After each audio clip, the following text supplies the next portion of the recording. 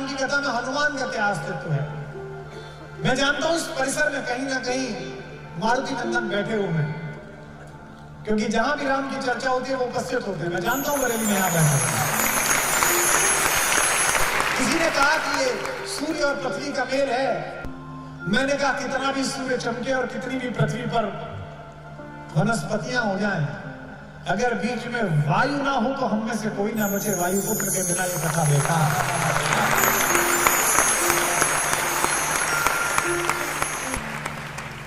Communication की बड़ी चर्चा है साहब। राजनीति में बिना कम्युनिकेशन आप सफल नहीं है, साहित्य में बिना कम्युनिकेशन आप सफल नहीं है, मार्केटिंग में आप सफल नहीं है।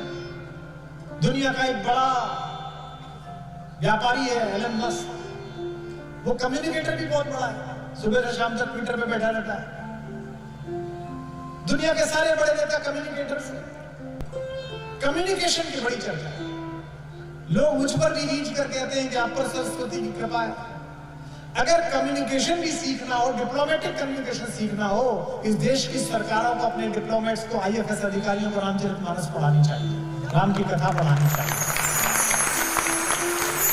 वो आपको बताएगी कि घर में जो शत्रु है उससे कैसा कम्युनिकेशन करना है, जो बाहर शत्रु है उससे कैसा कम्युनिकेशन करना है।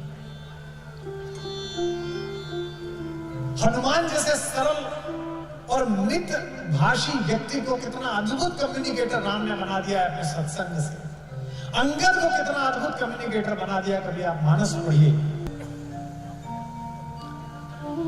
मारुति नंदन भगवान के जीवन में आने वाले सारे कष्टों का निवारण करते हैं। कितना अद्भुत बात है कि स्वामी तो पूरी दुनिया के कष्टों का निवारण करता है, और स्वामी पर जब कष्ट आता है तो सेवक उसका निवारण करता है।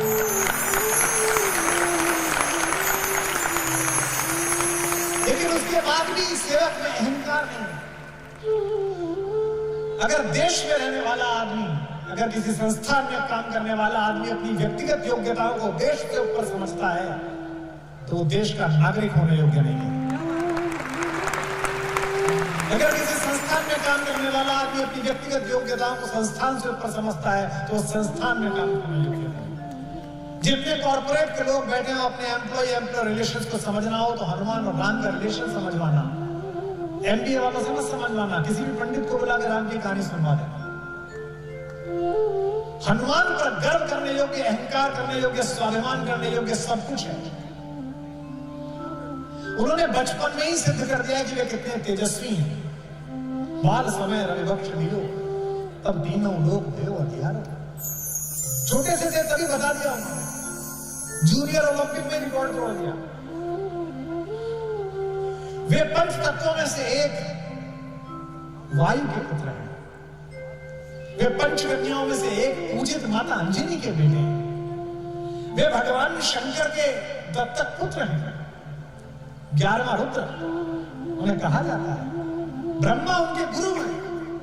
वरुण ने उन्हें वरदान दिया कि तू पानी में नहीं डूबेगा बेटा। अग्नि ने उन्हें वरदान दिया तो अग्नि में नहीं जलेगा।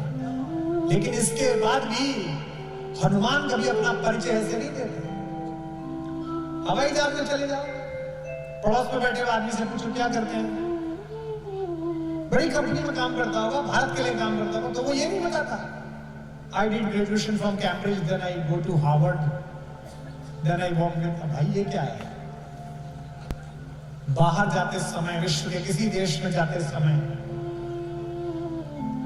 जो हाथ में भारत का पासपोर्ट है उसके ऊपर जो अशोक चक्र छपा हुआ है वो तुम्हें इस बात की पात्रता देता है कि तुम देश के प्रधानमंत्री और विदेश मंत्री के बराबर ही शक्तिशाली हो। बाहर जाओ तो विदेश में जाते समय सदा याद रखो कि यहां तुम किसी दल के, किसी जाति के, किसी संप्रदाय के, किसी धर्म के व्यक्ति नहीं हो, यहां भारत के प्रतिनिधि हो। तुम्हारे माध्यम से भारत बोल रहा है।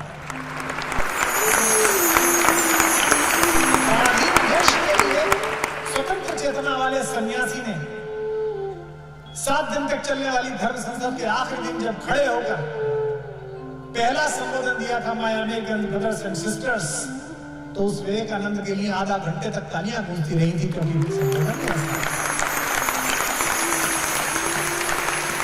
उन्होंने भारत में अंग्रेजों का साथ दे रहे राजाओं की निंदा नहीं की। उन्होंने भारत के धर्म का प्रतिपादन किया था, भारतीय होने का प्रतिपादन किया। तो जब लक्ष्मण जी को मूर्छा आई तो राम का संकट टालने के लिए इस परिसर में बैठे हुए अंजनी पुत्र को काम सौंपा गया कि आप चलिए। आकाश में जब चले संजीवनी लेने के लिए हनुमान, तो सूर्य आकाश में निकल रहा था। आप कहेंगे रात का समय था। बरेली वालों, सूरज कभी नहीं डूबता, सूरज थोड़ी डूबता। हमारी मां पृथ्वी हमें गोद में लेकर हमारे पिता सूर्य की ओर से पीठ कर लेती है। मां को कुछ कह नहीं पाते तो पिता को दोष दे देते हैं कि पिता डूब गया है, पिता ये बड़ा भारतीय संस्कार है कि मां की तरफ ज्यादा उन्मुख रहते हैं, इसलिए एक बार पिता को बोल सकते हैं, मां को कभी नहीं बोलते। तो आकाश में सूर्य दिखाई दिया। भगवान राम के अलावा किसी को ईश्वर नाम मानने वाले हनुमान का संवाद सूर्य से जो राधेश्याम जी ने लिखा, मैं न्यौछावर हूं उसमें।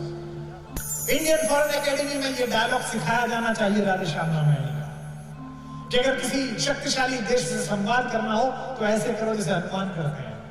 पता था कि सूरज से काम है, तो पहली पंक्ति ही अद्भुत कही है, जो समझ जाए वो सूचित करें और राधेश्याम जी को प्रणाम करें। हनुमान जी ने कहा सूरज से, हे सूरज, इतना याद रहे, संकट एक सूरज वंश पे है।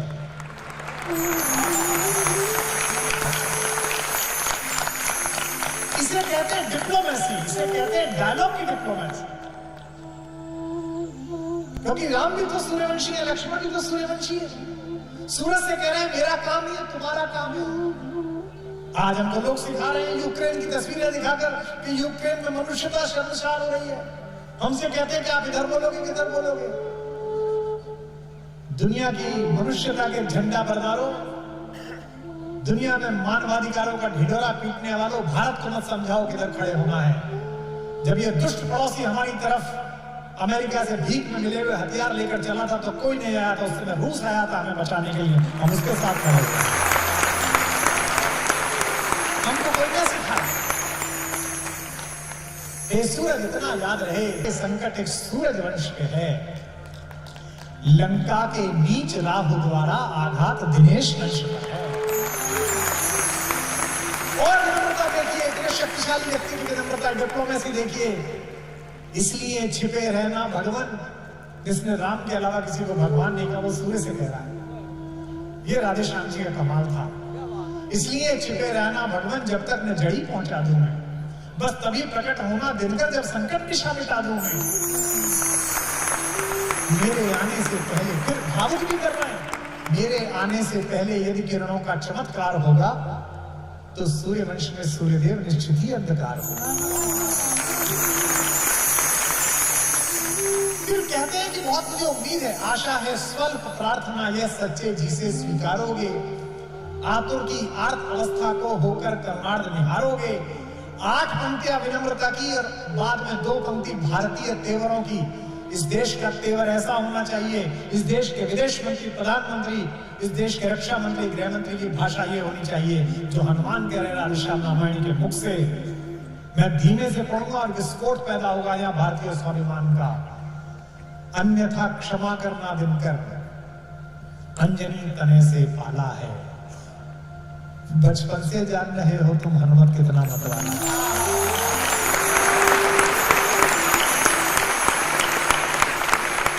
अन्यथा क्षमा करना दिनकर, अंजनी तने से पाला है। बचपन से जान रहे हो तुम हनुमत कितना मतवाला। और धमकी भी हो तो ऐसी हो, इस तरह की हो जो इसमें दी गई।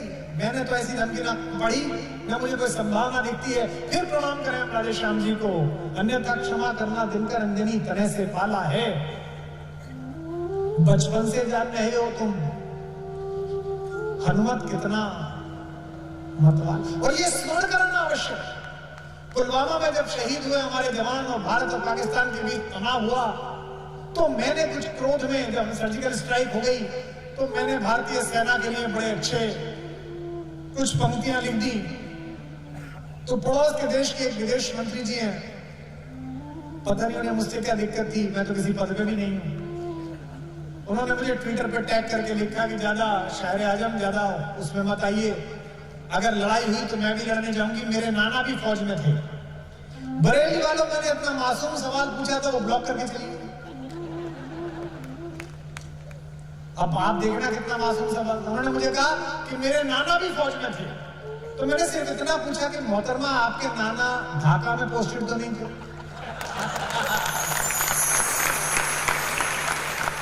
अन्यथा क्षमा करना दिनकर, अंजनी तने से पाला। रिमाइंडर, बचपन से जान रहे हो तुम हनुमत कितना मतवाला है। अब ये दो पंक्ति चेतावनी, भारत का स्वाभिमान मुख में तुमको धर रखने का, फिर वही क्रूर साधन होगा।